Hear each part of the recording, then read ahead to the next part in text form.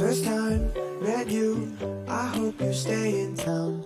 Pretty hair, pretty eyes, wish you were by my side. You are the best any girl could ever wanna be. Always nice, always kind, in the back of your own mind. Is it wrong, is it right to think I could reach so high?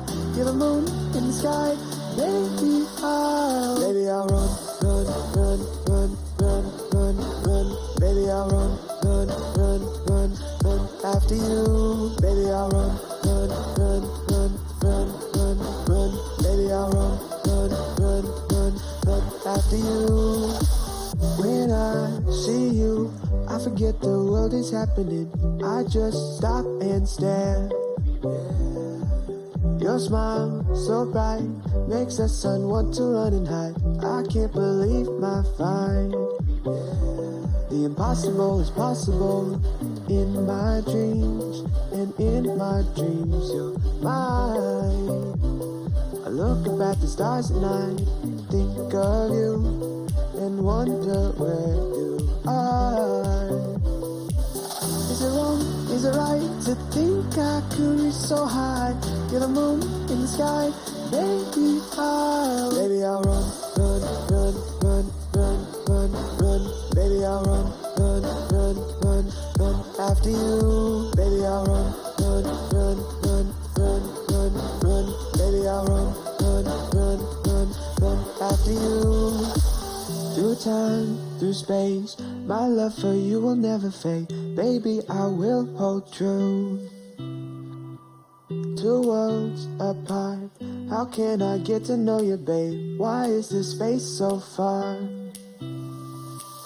One soul, two hearts, though yours seems many miles apart. But baby, you've got mine. Baby, I'll run, run, run, run, run, run, run. Baby, I'll run, run, run, run, run after you. Baby, I'll run, run, run, run, run, run, run. Baby, I'll run, run, run, run, run after you. Baby, I'll run, run, run, run, run, run, run. Baby, I'll run, run, run, run, run after you. Baby, I'll run, run, run, run, run, run, run. Baby, I'll run, run, run, run, run after you.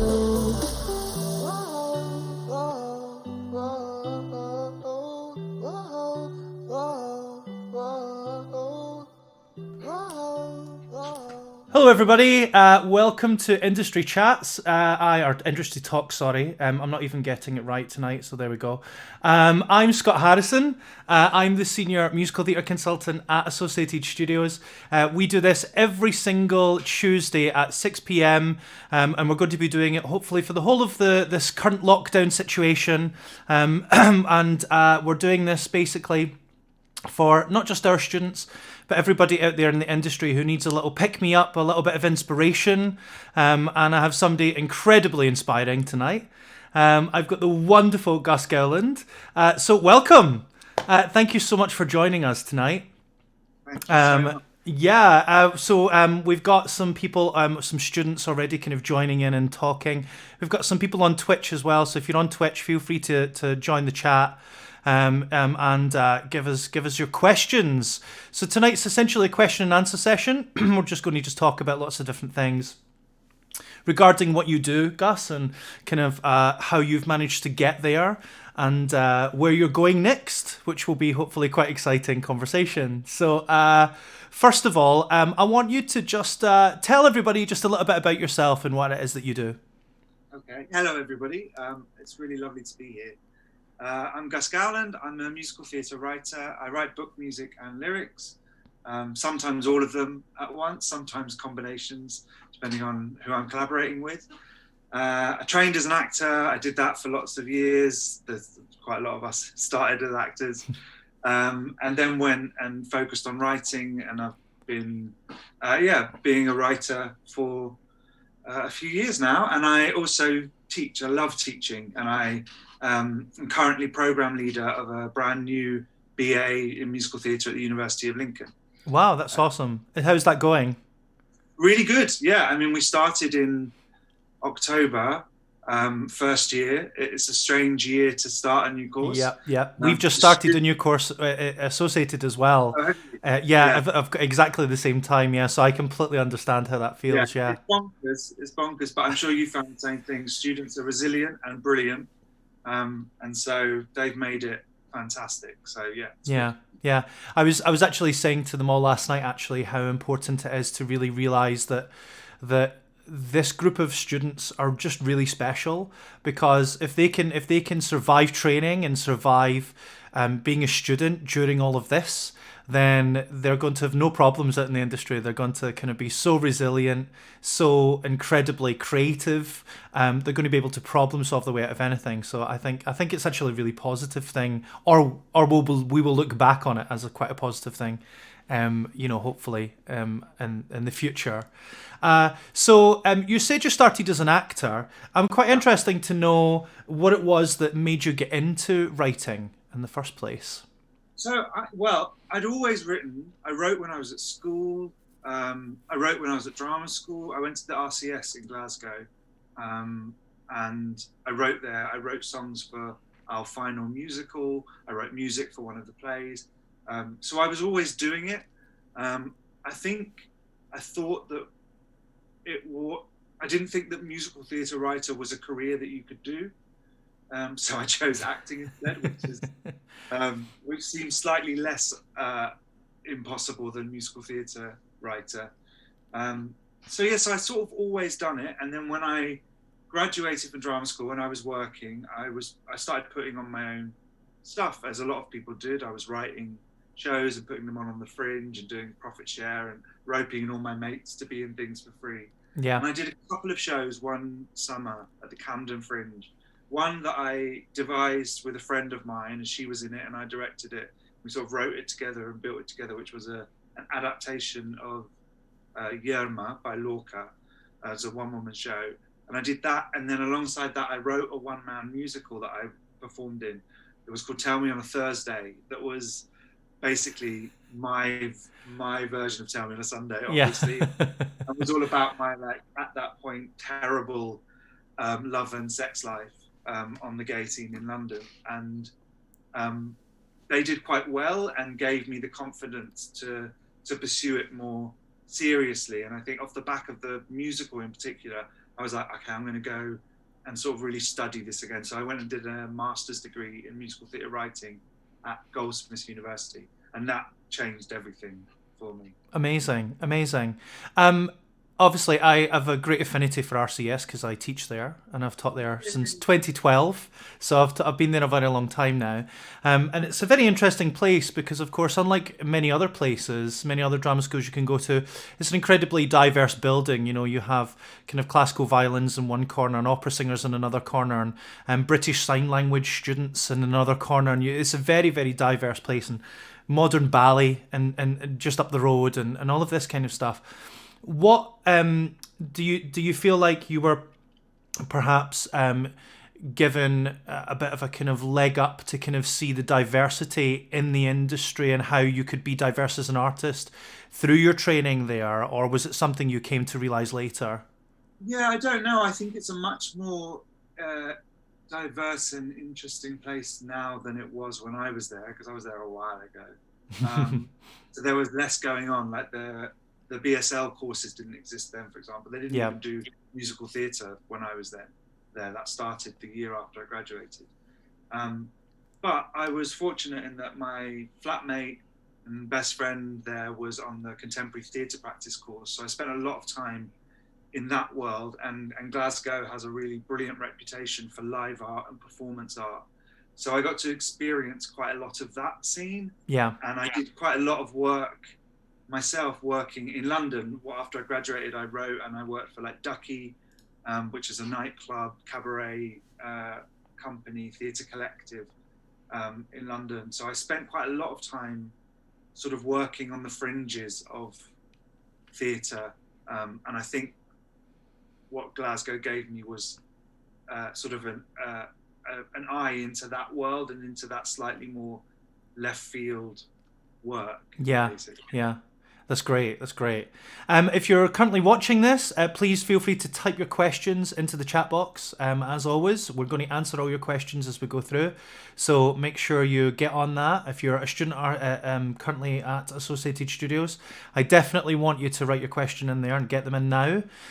So great. What about you? Obviously, you did the acting course then, you studied as a straight actor.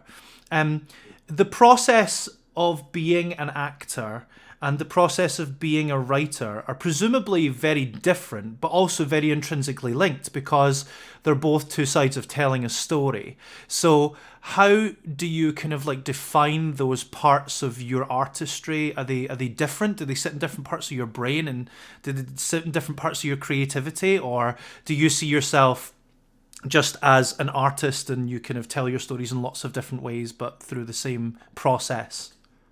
Yeah, that's a really interesting question.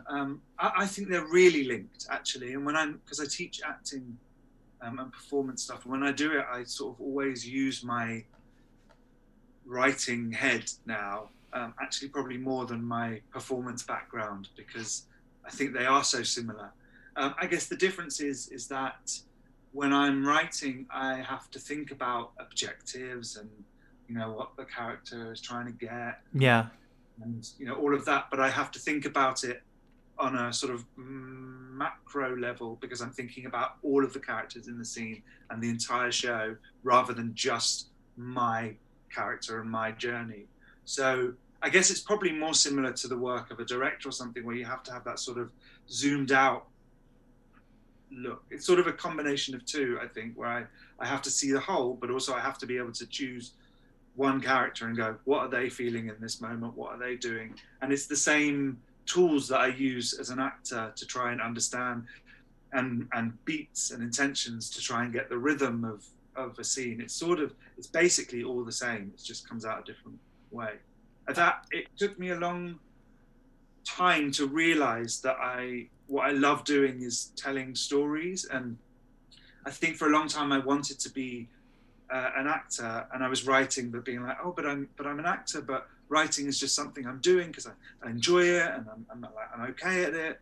And then suddenly I realized, I was like, actually, I realized that the part of acting that I loved was the rehearsal and making the show and building the character and discovering the show and who that person was. And actually I sort of realized that I wasn't that interested in the actual show and performing it. I'd reached a point where I was like, just let me go in a room and make the show, and then I'll do it once and then move on.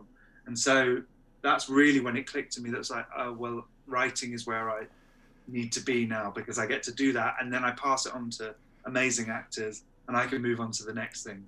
It's very similar to me as a singing teacher and vocal coach, I feel, because it's when you sit on the other side of the table and you feel because as a performer, you're often kind of, it's just part of the culture, I guess, to really feel like, if you're not on stage, then you're not being creative. But when you start realizing that creativity happens in all corners of the process, and you kind of like just find your space in there, and then you just kind of like, your heart just starts to kind of beat at the same kind of like pulse as the piece you're doing, and you go, this is where I need to be. Yeah, yeah, definitely. And I think there's actually a real issue with performance training and with vocational training in the arts, in that it's drummed into us that like you have to want it more than anything in the world. And like, that's your goal. That's what you're going to be. Don't take your eyes off the prize. And actually, there are we all now have to have these sort of portfolio careers where we do more than one thing. And that isn't, sometimes it's by necessity, but also it's because we love doing other things. People love teaching and acting, like holding master classes, or people love writing and performing, and we can do all of it. And I think from the minute we start training, we should be encouraging that sort of multiplicity.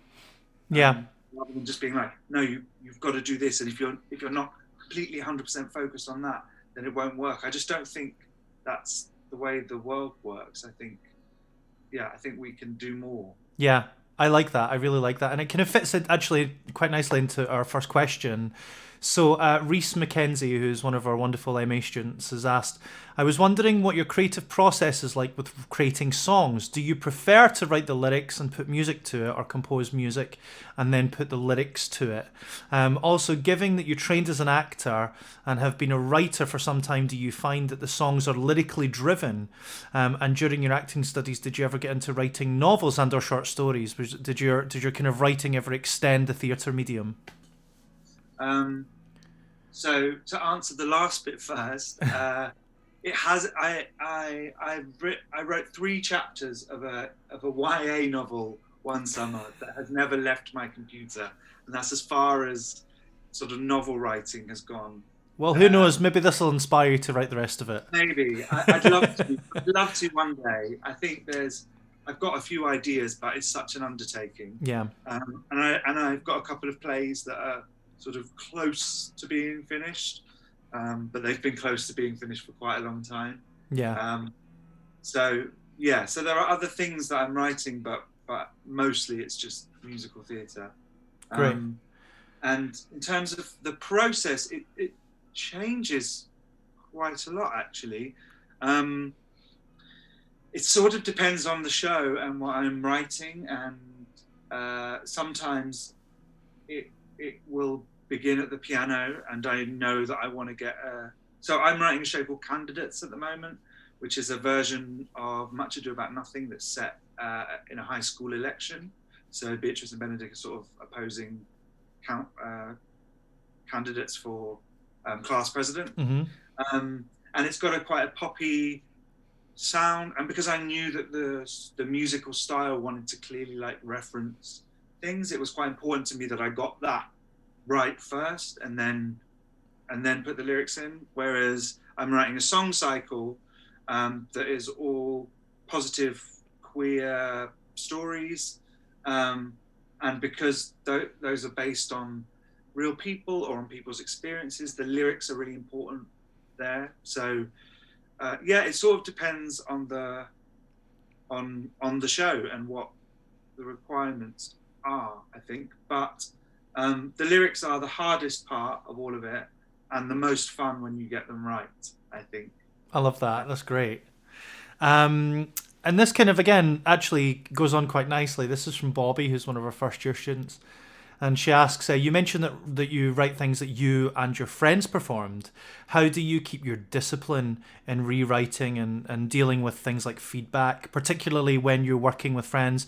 And also, it fits into somebody else's question about also the process of dealing with like a one-man or a one-woman show. How do you go about engaging with kind of dealing with the process of that with regards to kind of having maybe not necessarily quite as much feedback as you'd have with a slightly larger project?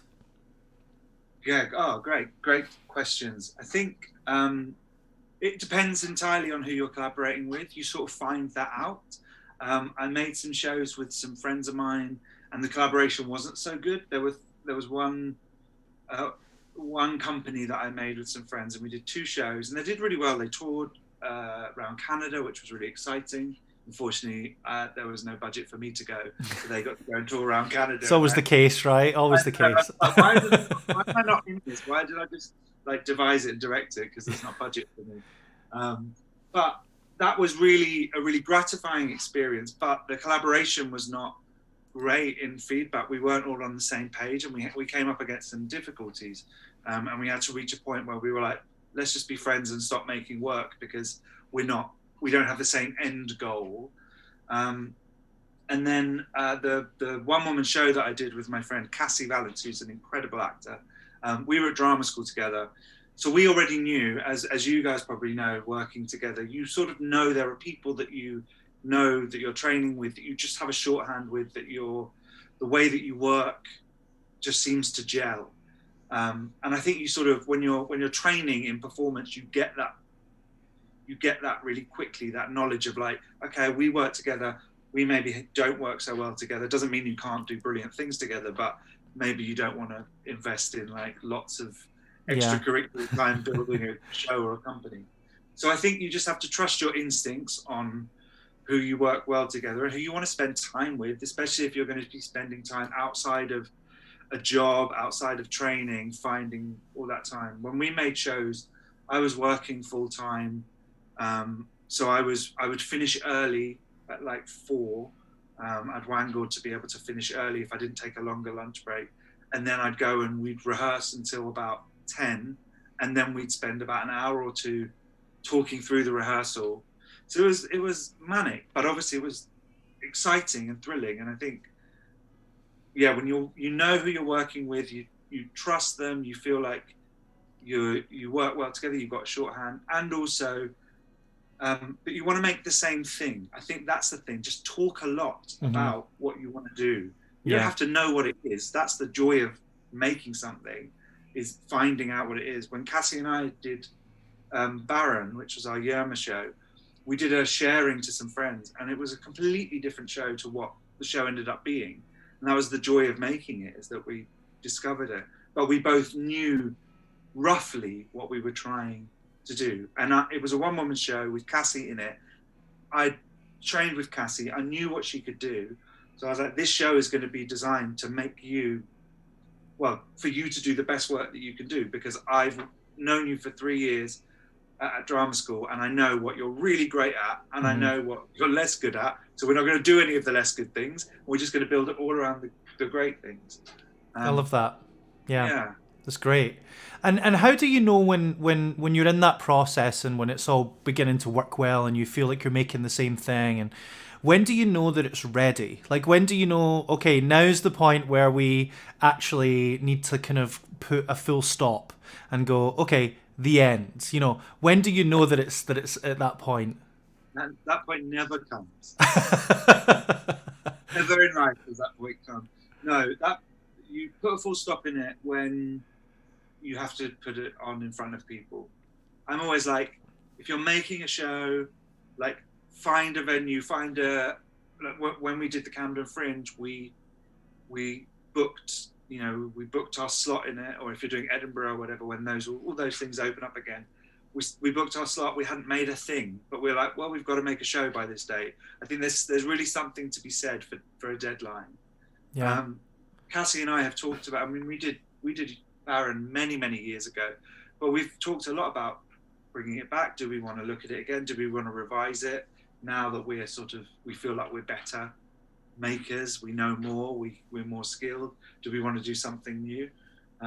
So it's always evolving. I don't think look at all the massive shows, things like Les Mis and Miss Saigon. Every time they do them again, they're like, I'm just going to fix that lyric, I'm just going to change that bit. You just don't stop. Yeah, I remember a question and answer session with Stephen Sondheim when I was much younger, and he kind of like, he was very cool as a cucumber the whole way through the conversation, as he's kind of very famously known for being, apart from one moment when somebody mentioned the beginning of Sweeney Todd, and he was like, that bloody organ part, he was like, I've tried to rewrite that like so many times and I just can't get it right, and it's, to me, like, that show's not finished until I fix that, he says, and I've just realized now I'm just never going to fix it, I just kind of tried to leave it. So I guess it's kind of like a bit of a cross you kind of have to bear as a writer, that as a performer you leave your flaws on the stage, but as a writer, like, you've always got the ability to change them, as opposed to kind of realizing that you just have to get up and get on with the next bit, Yeah, well, but I think all of theatre and sort of art and performance is collaboration. You just collaborate in different ways and at different stages in the process. So when I'm writing something, there's a point when I give it over to the director and the cast and the band and the crew, and then it starts a collaboration with them, and they bring their own thing to it and they make it into something else. And so it's always evolving and living on in that way, which is also a way of feeling like it's not done, even though there is a point where the director and everyone says, you're not allowed to give me any more changes. Yeah. That's always quite heartbreaking. Yeah. But just one, they're like, no, it's done. Yeah. And what would you say is like your biggest challenge in that whole process? So you've spoke about loads of different bits of it. What do you think is the kind of the biggest challenge? Because I can imagine that myself, if I was to write something and I don't think, like, everybody can be very thankful for that. But but like I know that would be my biggest thing would be that moment where I would have to give my baby over to another set of parents and let them bring it up. And what do you think is your biggest challenge in that process? Uh, yeah, I think that's really hard. The giving something over when you know it's not ready. I think that's the hardest thing, and it's never going to be ready because, as we've just said, there are always things you're going to fix. Um, I still struggle a lot with giving over a bad first draft. I know lots of writers that are like, just get the first draft done and send it. Don't worry about it's going to be terrible. But I always worry that if I do a bad first draft, that they might take away the commission or take away the job and be like, don't worry about giving Yeah. us the next draft. It doesn't happen like that, but I still have that fear. So I maybe spend a bit too much time on first drafts. But I think actually, for me, the hardest thing is finishing. It's just finishing. It's so easy to get frustrated with something and then to move to another idea that feels more, that is coming more easily, or is less stressful. And actually part of the process is working through that pain of like, I'm stuck, I need to get this done. And that's why I love a deadline. I mean, they're awful, but without a deadline, I just get nothing done. And self-imposed deadlines just do not work. Yeah. No amount of me telling myself, you will finish this song by Friday, or you will write a draft by the end of the month, just means nothing until someone important, someone who's going to put my show on or help me in some way in my career says, you need to send me this by this date. Then it always gets done. I've never missed a deadline, I don't think. So yeah. I love how your answers lead so beautifully into the questions as well, because the next question is about a specific piece. Okay. It says, "Hi Gus, I love the music of your musical Pieces of String. Would you mind sharing a bit about the writing process of this musical? How long did it take to write, and how did you start? And did you finish the story first and then add in the songs, or did you do it kind of more linearly? And at what point of the stage in the writing process did you actually take the show to production companies and to a more development stage?" Yeah, great. Lots of good questions. And thank you so much. I'm so glad that you know Pieces of String. Yeah, it's my baby. I love it. So Piece of String was written for my master's degree. We had to write, we had half an hour at the end of the degree with which to write something. Some people chose to use that time to do sort of excerpts of a 2.5 hour musical and be like, we're just going to show half an hour's worth of what would be a bigger show. And I chose to write a 30-minute musical. So Piece of String was half an hour long and was complete, had a beginning, middle, and end. And it was the story that it is now, just sort of the main headlines. And I wrote it as a play first and then put the songs in. I sort of, when I was writing it, I knew where the songs would be. But because I hadn't written a musical apart from my one-man show, but again, that was a series of monologues and songs rather than a narrative with characters and plot. So I wrote a short play and then put songs into it. And it was my grad piece by the MA and Perfect Pitch, who develop new musicals. They're an incredible company. Thankfully came along to see the showcase. There was my show and another show was on the same evening. And then there was a little festival, so some other writers had shows on different nights. And they saw it and they liked it and they got in touch and we had a meeting. And I just wanted them to know who I was and know my work and then maybe see what happened in the future. But they wanted to develop Pieces of String. And I'd never thought about making it a bigger show. So it was sort of quite an odd process in that I had to then go in and go, okay, how do I expand this show? Because I'd spent lots of time finessing it and making it work as half an hour and getting rid of anything that was superfluous. So quite a lot of putting stuff in, I had to get over feeling like it was superfluous, because I was like, well, I've done a version where I didn't need this, so how can I now argue that I do need it? So it took me a lot of learning to reframe what Pieces of String was and see it as a bigger show. And it went from being a half-hour show to being a one-act show that was going to be an hour long, into a two-act show with an interval, and sort of the theatres that it was going to live in became bigger. And because Perfect Pitch developed it so brilliantly, it took a long time. It took 7 years from that first one to getting on at the Mercury in Colchester. I didn't work on it for 7 years. I worked on it for probably a couple of months of every year. Basically, Perfect Pitch would have a workshop of it, and so I'd frantically write and get everything done, ready for the deadline. We'd do a reading of whatever it was at that point, and it was things like adding a new character, maybe adding a couple new songs, and actually the story has stayed the same. The arc of the story has not changed.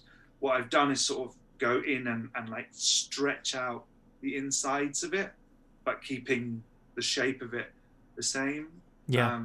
So the beginning and the end are the same, you know, beginning, middle, and end are the same. There's just lots more stuff in between. Yeah. And Andy and Wendy have changed many lives. I really have such reverence for and respect for what it is that they've kind of achieved over the years. They've really changed lives. Yeah, I cannot tell people enough how important Andy and Wendy are to musical theatre in the world, musical theatre in Britain, how important they've been to my life. Like, they've changed my life. And more than all of the support they've given for Pieces of String, which was incredible. You know, they funded workshops, they gave me amazing feedback. They were the people that got producers involved, which led to the booking office optioning the show, and then Mercury Theatre also putting the show on. So all of that was because they were pushing it and selling it, but also they just supported me. They made me feel like I could do this for a living. They made me feel like I was good, and they never told me how to do. And I think this is the mark of a really good piece of feedback and a good producer and developer, is that they don't tell you how to fix it. They tell you what's wrong and they let you fix it because you're the writer. And I think that's the key. If anyone tells you how to fix anything you're doing, like, ignore them. Yeah. Because it's not their show and they haven't written it. They might have ideas, and that's lovely. Thank you for your idea. Then go away and you'll find your way of doing it. Invariably, whenever people flag up things, I think they've correctly identified that there's an issue with something, but they almost never correctly identify the way to fix it, because that usually can only come from you. And Andy and Wendy seem to know that intrinsically, that they will flag up issues and just let me fix it, because they trust that I can do it, because they think I'm a good writer. And having them in my corner, it's amazing. It's changed my life. I just think they're astonishing. And I'm like beyond thrilled for the success that they've had with Six, because they deserve everything. Yeah, and it's not even their first West End show either. You know, was it the In Between with Michael Crawford? The Go Between, that was right. Yeah, it was wonderful. It was a beautiful show as well. It was great. Yeah. Fingers crossed this is a string. Yeah. When the world opens. Yes, of course. How do you, like, where do you find your inspiration? Is it kind of like a regular place you kind of go to, like a kind of muse you have, or is it kind of just like is it something a bit more organic than that? Yeah, it's just in the world. It's just everywhere, I think. I'll read a book, and there'll be like I love Spain. I really love the country. I love the language. I love the history, the culture. So I read quite a lot of books about Spain, about the history, and I was reading a book about Spanish sort of cultural identity, and there was half a page that mentioned this amazing mother and daughter that lived in the 1920s and 30s in Spain, and they were amazing. And I was like, that's incredible, that story. So then I researched them, and then I'm now writing a musical called The Red Virgin, which is based on their true story. So yeah, things like that. Pieces of String was completely invented, the story, but it came from, I saw the tail end of a documentary about gay servicemen and women in the Second World War. And I was like, oh, I've never really known about that. I've just known about persecution of gay people by the Nazis, but I never really knew about sort of couples having relationships, and also, so that was sort of something that was brewing in my head. I love Much Ado About Nothing. I've always wanted to write something to do with Much Ado About Nothing. I don't know why, but I've also always wanted to write like sort of a high school movie / musical. I love Mean Girls. I love Booksmart. I love Legally Blonde, and I love all those John Hughes movies from the 80s. So sort of those are all things that are in my head that I'm like, I love that world. So that's how Candidates came about, as like my version of stepping into that world. So yeah, it's anything. Podcasts. This American Life is amazing for ideas. Like, amazing. This American Life podcast. I'll need to give that a listen. Yeah, that's great. I'm just going to take a little quick moment. We're just going to advertise two things. So the first thing is from us at Associated Studios. If you're not a student and you'd like to maybe study musical theatre performance, we have an MA in musical theatre. We also have 2 diplomas as well, which you can do if you don't have the qualifications yet to do an MA.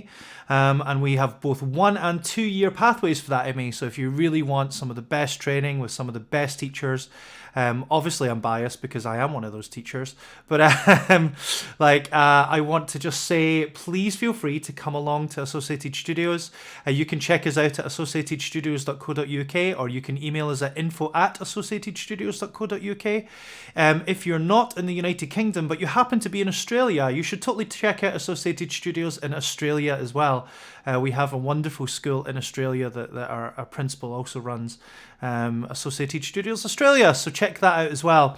And we're just going to come back to Gus, because he actually has something that he wants to tell us about as well. And I'm just going to put the link in the chat box. So I'm just going to let you tell everybody what it is that you want to kind of advertise to everybody as well. Brilliant. Thank you very much. So tomorrow night, there's a concert called Queer Me, which is an evening of LGBTQ plus musical theatre storytelling. So it's LGBTQ plus History Month this month, as I'm sure you know. And Matt Powell, producer, has commissioned a series of writers, of queer writers, to write a new musical theatre song, inspired by moments of queer history or icons of queer history, performed by a fantastic cast. And so the show's on tomorrow night, live stream tomorrow evening, and then I think it's going to be available to watch on demand until maybe the 24th of February, or towards the end of the month anyway. So if you can make it tomorrow night, please come along. If you can't, then you can watch it on demand. Some of the money for the tickets goes to LGBTQ plus charities. There are free tickets for LGBTQ plus youth or people in need. And I've written a song called Feathers and Flowers, which is about Marsha P. Johnson, who was an amazing, legendary activist, was at the Stonewall riots, potentially threw the first brick at Stonewall, and just was like an icon of New York, and of looked after young, homeless, trans people in New York, and just did an awful lot, and was a fabulous character, just full of joy. And so I've written a song that I hope encapsulates some of that joy, called Feathers and Flowers, which is going to be sung by the amazing Josh Barnett, and it's never been heard before in the world until tomorrow night. So I've got that feeling we were talking about earlier about like handing something over and and free. So if you want to see in real time that happen, then come along tomorrow night. I love that. I really, really love that, and I think it's really important as well. Just kind of like to use this platform actually that we're on just now, just to say that we should be totally like holding up art, particularly of those voices that have been disenfranchised. I think your song is really timely in that, and that Marsh P. Johnson is somebody who encapsulates somebody who would have been silenced from many different quarters because of their ethnicity, because of their gender, because of their sexuality. And we as artists can give voices to those people, and I think that that's really powerful. So thank you very much for writing that song, and I'm really looking forward to it. I'm definitely going to be tuning in if I can. I'm sure I can find the time. So we've got kind of going back. You were talking about if somebody doesn't. The kind of the best kind of collaborator is one that doesn't necessarily tell you how to fix it, but kind of tells you where the problems are. So where do you go for feedback and guidance? My partner is amazing. He used to be a writer himself. He now works in arts administration, so he's still sort of in the world, but slightly on the other side. Works for an amazing charity in North Yorkshire called Rural Arts. Check them out. They do lots of amazing work and lots of online stuff. But so he has an amazing eye and knowledge of dramaturgy, like an amazing dramaturgical brain, which is very useful to have in the house. And also he lets me talk things through because I write on my own. If you're collaborating with someone in the writing process, you'll be able to have those conversations about what a song needs to do and what the structure of the song is. And I find that when I'm writing on my own, when I'm writing music and lyrics, I don't have a lyricist or a composer to bat those ideas off. So just talking through with him and being like, okay, let me discuss the arc of the song. Let me talk through what each verse is doing, what it's trying to achieve. And he's quite good at, when I do that, going, oh, there's a gap there. I don't know how you got from that to that. And again, I'm like, brilliant. You're right. I'll find out how to fix that. Doesn't try and tell me what to do. He just says, I've spotted this. I don't understand that. Because also there's so many gaps that we fill in our brain because we know it intrinsically. Yeah. And getting it outside of yourself, talking it through with a partner, with a friend, with people that are interested just in reading your work, helps you to see where those gaps are that maybe you don't know because you're brave. Can I just highlight to all of the people who are currently actors and performers that are listening to this right now, that's something you all do as performers and actors as well. You fill those gaps and you just assume that knowledge is known. And I think that it's really, really useful if we, as performers, really take that step the same way that writers do to, say it out loud, double check it, make sure that information is going to get across in the clearest possible way in your choices that you make as a performer. I think it's a really, really good piece of advice, and a really good process for people to think about. So we've got Lorita, who has a very strange question. That's her words, not mine. And it is a bit of a strange question, but I'm going to ask it anyway. Do you have a notebook or a specific book that you carry with you all the time in case you get inspiration, ideas, or thoughts to write down straight away? So that is not a strange question. That's an excellent question. And yes, I do. I'm going to get them now. So I have multiple notebooks. They all look exactly the same, but they have whatever show it is on the spine. I spent ages writing that very neatly. It's a very good way of procrastinating. Yep. Ending up working and not actually working. But yeah, so I've got I sort of carry one with me that is just general stuff. But then I have individual show ones that I write when I'm working on songs. To be honest, like when I'm out and about, I use my phone. Like that's what I use, voice noting things, sometimes just chatting to myself, thinking ideas through, sometimes singing little bits, sometimes just noting things down. Talking about inspiration, I live in York at the moment, which is beautiful and historic. Yep. And there's loads of amazing plaques and things around. And often when I'm going on a wander, I'll see a plaque about someone and I'm like, there's a show in that. Who's that person? I don't know. Let me take a picture of that plaque and then go and research. So yeah, my phone is my best friend when I'm out and about, and when I'm at home, it's the books that are a mess inside but look very neat outside. Yeah. So this is a nice question, actually. I suppose yours will be slightly different because obviously, like you said, you're a teacher as well. But what does the day or even the week of a musical theatre writer look like? Well, when I'm writing and only writing, it looks like a lot of napping, a lot of napping. Honestly, I just nap an awful lot when I'm writing. It's like, I don't know why, it's like the part of my brain that needs to write lyrics just gets really exhausted really quickly. But I've heard that Stephen Sondheim like writes lyrics like lying down and naps all the time, and I'm like, if it works for him, like, then fine.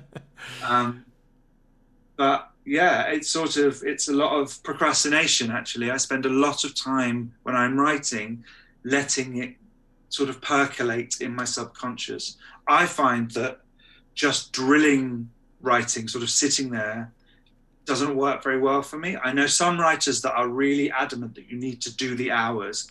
You get there and you do it. And even if you have a day where you do nothing, it's about showing up and doing that time. And I really wish I was one of those writers, but I'm not. I just can't do anything. I need to be, I'll write, I sort of need to surprise my writing by like attack it, do something, and then go off and fold some laundry or do some washing up and let it sort of be in the background of my head. But yeah, so when I'm writing, it's sort of a bit bitty like that. And then I'll have a little run where I feel like I'm really getting somewhere, and then I'll get stuck and I'll go for a walk or have a nap or do some housework. But because I teach at the moment, most of my time, apart from when I've got my writing days, is lecturing online or doing a lot of admin. Yeah. There's always admin to do. There's always admin, regardless of whatever job, regardless of how sexy or kind of like, famous you think you might be. At any point, there's always admin to do. I think that's just an inevitability of life. This is a question from Paul, which I think is a really, really good question for many of our students. So many of our students are doing the MA, and the MA students are currently doing their kind of what's called their EIS, their dissertation basically. And the dissertation is essentially them creating a one man, one woman, one person show. Kind of taking charge in the writing and the construction of it and the production of it. They can. It's a cabaret, so they can use songs that are already in existence, or they can write their own. And I'm currently in the process of having conversations with them all to kind of help them through the beginning of that process. And so this is a question that comes from one of our students, who I think the answer to this will be really useful for all of the students that are currently in that process. As a writer, how do you traverse the conundrum of sharing something that may be incredibly personal? That's a really good question. I think, that's a really good question. And it's difficult. I think it depends what you're sharing. Obviously, don't share something that you're not ready to share. I think that's important. When I wrote my one-man show, Tell Me on a Thursday, it was incredibly personal about my love and sex life and quite graphic. And I was fine with that. I didn't want my parents to come and see it. I thought that it shocked them. But I sort of didn't mind. I was able to I found it quite cathartic talking about it, actually. And there's something about the remove of being on stage that made it more of a performance and somehow less attached to the real me, even though it was me on stage. Yeah. And Pieces of String as well. There's a contemporary gay couple in that. And when I first wrote it, I was I'd just broken up from a previous boyfriend who I was very much in love with. And so the first draft of Piece of String was it was like my breakup album. and some of that, their conversations were non-identical to my breakup. They're now very different. They've evolved and become their own characters rather than ciphers of me and my ex. But I found it cathartic, being able to channel what I was feeling and my experiences through sort of characters or through versions of me. But it's really exposing. And so I think the main thing is, to go back to what I said at the very beginning of this answer, is to just be sure that you want to share it. I think you can talk about things that are related to your experiences without having to necessarily expose your inner workings. And it doesn't necessarily make a work better just for being more exposed. I think sometimes you can go too far in that direction, and actually all we're seeing is the pain or the emotion of what's happened, and the art gets lost a little bit. Yeah. So therefore, like, where would you draw the line as a writer, like in that case then? Oh, I don't know, actually. I don't know. I mean, I don't know where that I would draw the line. I think there are some things that in my life that I just wouldn't choose to make work about, because I guess I don't want, I don't know, I'm not interested in exploring them through my work. But I've seen some shows that have been incredibly moving and about very, very upsetting experiences, and those people that have written and formed those shows have found them to be, life-changing and hugely cathartic. So it's sort of difficult, because it's only for you and your experiences to decide what is shareable. And but I also think art, I don't know, no, I was going to say art isn't therapy, but actually it really is therapy. But I sort of think it's therapy by default, because it's so cathartic. And I mean, if it's therapy by design, as in you're deliberately trying to work through something, I think trying to force therapy into it. Yeah. Sometimes that can be a bit messy. I think actually it's like when you're playing a character, you sort of discover things about yourself through playing other people. And I think when you're making work, you can discover things about yourself through making that work, but you're not seeking to discover those things. Yeah. See what I mean? Yeah. Does that make sense? Absolutely. We've got a couple more questions, and then I'll let you wrap it up, because you've been incredibly generous with your time and your answers tonight. So thank you so much. This is a nice one. I like this. This is from Sarah. Her question is about writing your musicals. When you finished to write one, who's the first person you show it to?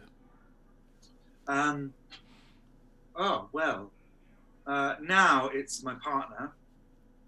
The first time, as soon as he hears them in the process of being made, and then obviously hears the first version of a song. Shows, it depends. Pieces of String was always Andy and Wendy at Perfect Pitch were the first people I showed it to every draft, because that's who I was delivering the draft to. Often it's the people that have asked for it. Usually if someone's commissioned me to write something, I trust that they trust that I know what I'm doing. So I don't feel scared giving it. I mean, I do, because it's always scary, but I sort of, I'm happy just to give them it as first view, because also often they're the most important people. Need my friends to tell me it's great, because that's all well and good, but actually if the people that are commissioning or the people it's for don't think it's great, then I'm in more trouble. But in the process, more people see it, so my partner will see it, or if I'm writing something new, I'll get some friends to read it for me and get their feedback. So when I'm making it, more people that I love and trust, that I know are going to be kind to me, and if they don't like it, are going to say they don't like it in a way that doesn't hurt my feelings. That's the most important thing, is that tell me it's rubbish without saying it's rubbish. Yeah. then it's okay. Yeah. I love that. That's great. What particularly draws you to writing musical theatre rather than writing pop songs? Well, musical theatre is the greatest art form ever created. Agreed. That is one. I don't know why. I've loved musicals since I was a kid, just like it's in my blood. I don't know why. None of my family are particularly theatrical or into musicals, especially. I just think that telling a story through song and lyrics, like music, there's this great quote, I think it's Yip Harburg, and I'm going to completely paraphrase it and spoil it, unfortunately, but he says something like, no, I can't even remember it, but it's, and I don't want to get it completely wrong, but it's basically the idea that like music makes you feel something, and words make you think something, and that's it. And then he says that songs make you feel a thought, I think. So it's the combination of the emotion that music gives you, plus the character, the journey, and all the brain stuff that words can do, when put together, is just the best way of telling a story. And there's so much variety in what musical theatre is and can be. Yeah. But yeah, I just love it. And like, God, I love pop music. I think it's brilliant. It's fantastic. But I'm really, I guess because I was an actor, I'm interested in telling stories, and pop music tends to sort of live in one moment and just enjoy that moment. It's very repetitive, and that's great, and that's what it does. Whereas, you know, a story, a musical theatre song has to reveal character. It sometimes has to tell you something else about what's happening in the show or what's going to happen. So there's just more work there, and I enjoy that as a storyteller. Amazing. Amazing. This is the second last question I'm going to ask. This is from James. I was just wondering, what is your research process when you were writing music for shows based on true stories, such as The Red Virgin? Just lots of reading and Googling, and yeah, so there isn't a huge amount, the characters in The Red Virgin, there isn't a huge amount written about them in English. And I speak a bit of Spanish, but not quite well enough to be trawling through lots of Spanish material. So I've sort of accumulated what I can in English.